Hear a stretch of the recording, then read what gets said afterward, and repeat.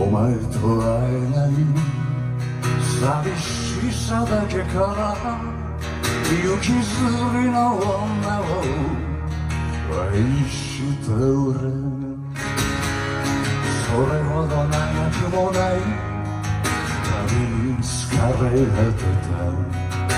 心の片隅に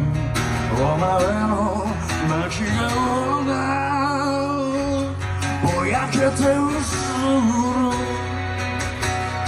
ひび割れた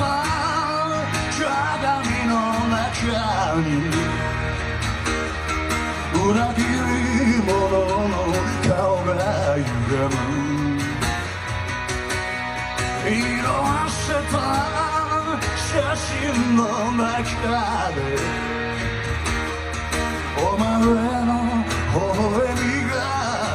俺の胸を刺す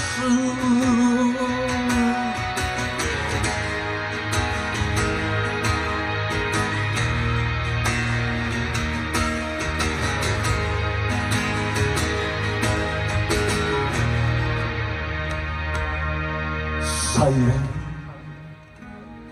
かすかに遠くから響いて夜の帳の幕引きがかり眠りその中で聞き分けたのだろう頬をすり寄せ胸にすがりつく人月は薄い安く安らぎなら信じよう愛とは呼ばずあなたに愛しいそう打ち明けよ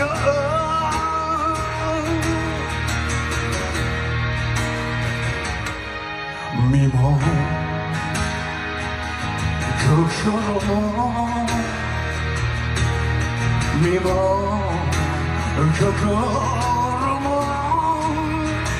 一つの命今俺の腕の中で夢見る人よ身も心も身も心も一つに溶けて今俺の腕の中で眠る人よ